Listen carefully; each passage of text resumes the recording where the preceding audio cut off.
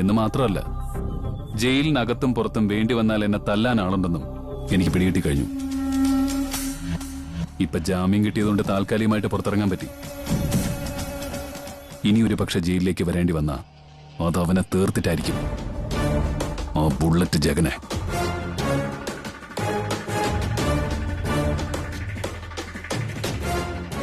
അല്ല കാർത്തി, ആ ജഗൻ മാത്രമാണോ പ്രതി? അവനെ കൊണ്ട് ഇതൊക്കെ ചെയ്യിച്ചവളോ? അഡ്വക്കേറ്റ് വിജയകുമാർ ഞങ്ങളുടെ കുടുംബത്തിന് വേണ്ടി കേസ് വാദിക്കുന്നുണ്ട്. അയാൾക്ക് വേണ്ടി പലപ്പോഴും സഹായം ചെയ്തിട്ടുള്ളത് ഞങ്ങളാ. ഇവൻ അയാൾക്ക് ആരോടെങ്കിലും വൈരാഗ്യം ഉണ്ടെങ്കിൽ പോലും അവർക്കിട്ട് 2 തല്ലു കൊടുക്കാനും നമ്മളൊക്കെ തന്നെയാ പോയിട്ടുള്ളത്. എന്നാൽ ഇവിടെ അയാളുടെ ഭാര്യയും മകളും ഈ നാട്ടിലെ ഏറ്റവും കരുത്തനായ ഒരു ഗുണ്ടയെ കൂട്ടുപിടിച്ചിരിക്കുക. അതുകൊണ്ട് യഥാർത്ഥ പ്രതി അവര് തന്നെയാ, ആ അമ്മയും മകളും.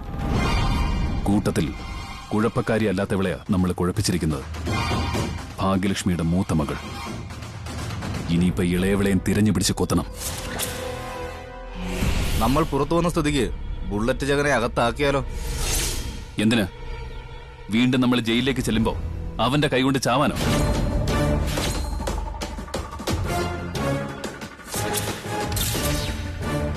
തീർക്കണം. നമ്മൾ അകത്തേക്ക് പോവുകയാണെങ്കിൽ അതിനു മുമ്പ് അവനെ തീർക്കണമെന്നാ ഞാൻ പറഞ്ഞത്. അല്ലെങ്കിൽ അവന്റെ കൈയും കാലും വെട്ടി ജഡം കണക്കി അവനെ കിടത്തണം. അതാ കൂടുതൽ നല്ലത്. കാർത്തി പറഞ്ഞാ മതി, അതുപോലെ ഞങ്ങൾ ചെയ്തോളാം. പിന്നെ ചെയ്തു. നിന്നെ കൊണ്ടോ എന്നെ കൊണ്ടോ ഒന്നും ചെയ്യാൻ പറ്റത്തില്ല. അവനെ കെണിപ്പെടുത്താനേ പറ്റൂ. കെണി വെച്ച് പിടിക്കണം. അതിന് അവന്റെ റൂട്ട് ആദ്യം നമ്മൾ മനസ്സിലാക്കണം. അതിനൊക്കെ ഉസ്താദായ ഒരാളുണ്ട് എന്റെ വീട്ടില്. അവന്റെ തല്ലുകൊണ്ട് കിടക്കുന്ന എന്റെ അച്ഛൻ. ഇനിയിപ്പോ അച്ഛനോട് ചോദിക്കാതെ ഒരു ചുവട് ഞാൻ മുന്നോട്ട് വയ്ക്കില്ല. ബുള്ളറ്റ് ജഗന്റെ കാര്യത്തിൽ എന്ത് ചെയ്യണമെന്ന് ഞാൻ ആലോചിക്കട്ടെ. നിങ്ങൾക്ക് പോകാൻ ജീപ്പ് വരും, അത് കയറിപ്പോയ്ക്കോ. ഞാൻ കാറിലങ്ങ് വന്നോളാം. സൂക്ഷിക്കണേ കാർത്തി.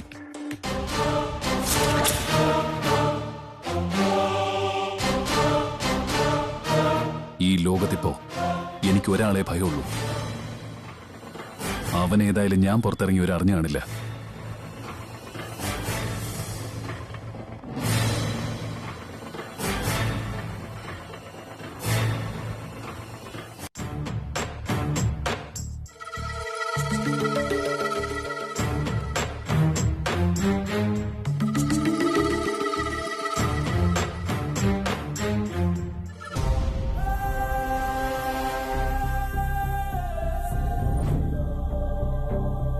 നീ വന്നോ?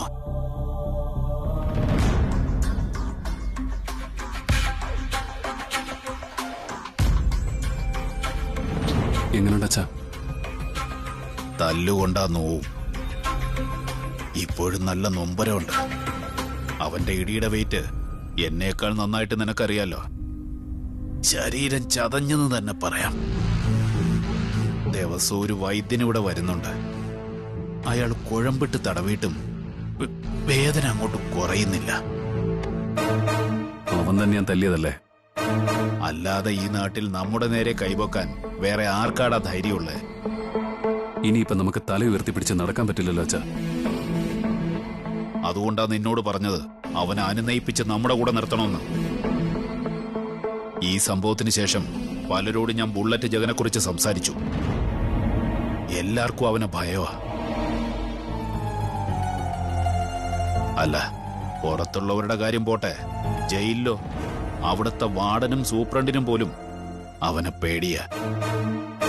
ജയിലിലിട്ട് അവനെ എന്തെങ്കിലും ചെയ്താ പുറത്തിറങ്ങുമ്പോ ജീവിക്കാൻ പറ്റില്ലെന്നാ അവരൊക്കെ പറയുന്നേ.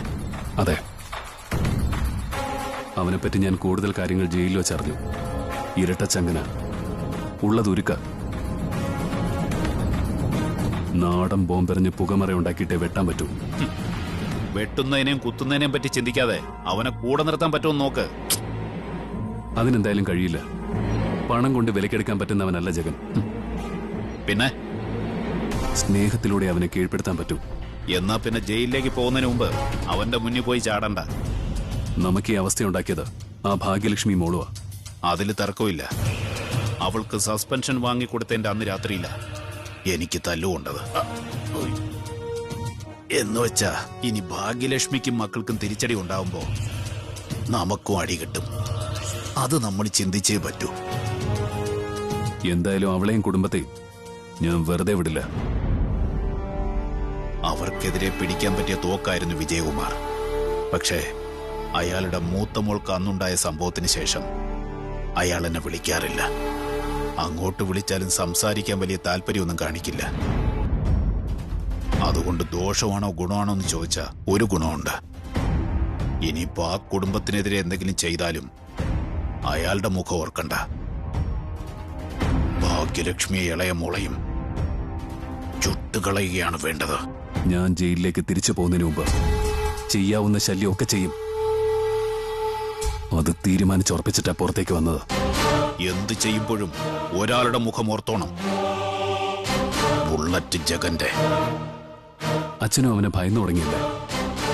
എടാ, നെഞ്ചു നോക്കി ഒരു ഇടി തന്ന ഞാനായാലും നീ ആയാലും തീരും. പ്രത്യേകിച്ച് അവന്റെ കയ്യിൽ നിന്ന്. ഏത് കോടീശ്വരന്റെയും അമേരിക്കൻ പ്രസിഡന്റിന്റെ കാര്യമായാലും അങ്ങനെ തന്നെ.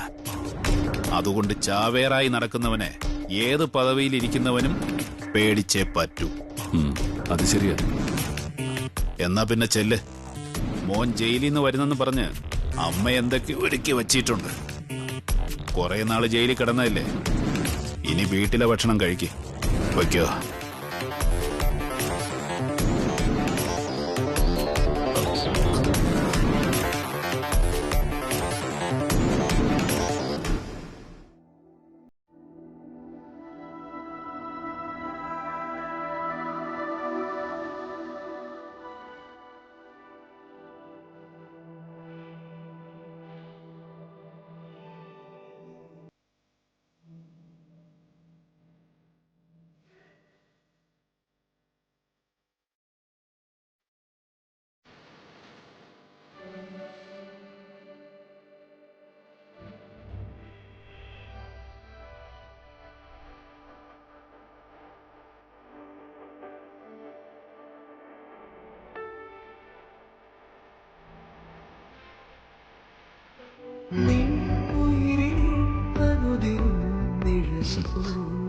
പോകാൻ മനസ്സില്ല അല്ലേ?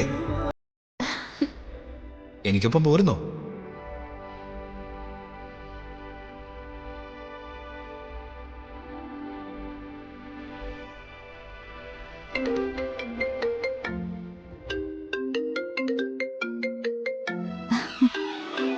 എപ്പോ ഓർത്താലും വെളി വരുമല്ലോ.